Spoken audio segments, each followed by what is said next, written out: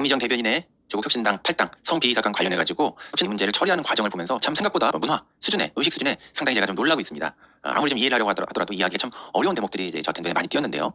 김선민 당대표 권한대행에서 나오셔서 해명하는 그 모습을 봤어요. 근데 틀린 말씀이 하나도 없습니다. 따박따박. 근데 그분의 얼굴 표정이라든가 그 톤앤 매너가 매우 사무적이더라고요. 마치 어떤 귀찮은 일, 우리가 원치 않은 일이 벌어졌는데 그 문제를 빨리 처리만 하면 된다. 그러니까 이 문제를 어떤 행정 처리를 해야 될 어떤 사건 정도로 보는 그런 식의 톤앤 매너와 표정을 봤어요. 그런 해명을 국민들이 좋아할까요? 납득할까요? 이 입으로 표현되는 언어가 있지만 또 한편으로는 그것을 전달하는 어떤 방식, 그의 얼굴, 또 말투 이런 것에 의해 가지고 비언어적인 방식을 통해 가지고도 또 메시지가 전달되거든요.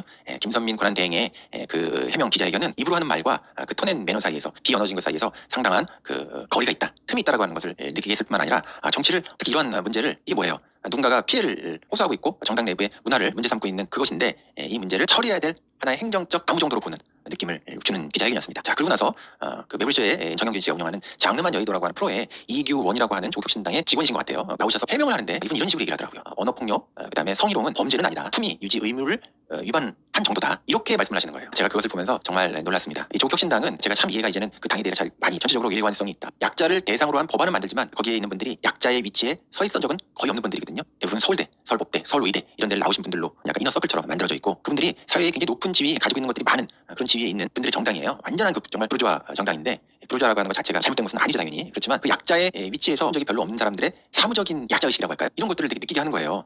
정당이라는 게 뭡니까? 정당은 로펌이 아니죠. 어떤 문제 법률을 그냥 단순히 처리하는 곳이 아니에요. 더 높은 수준의 이상을 놓고서 약자의 눈물을 닦아주고 더 좋은 삶을 설계해야 되는 적극적 역할을 해야 되는 그런 비전을 보여줘야 되는 것이 바로 정당이잖아요. 이런 일들을 대하는 이 조국혁신당의 이 방식들, 그분들 사고의 수준 같은 것을 보니까 정당이 아니라 로펌이다. 어떤 행정사무소 같다.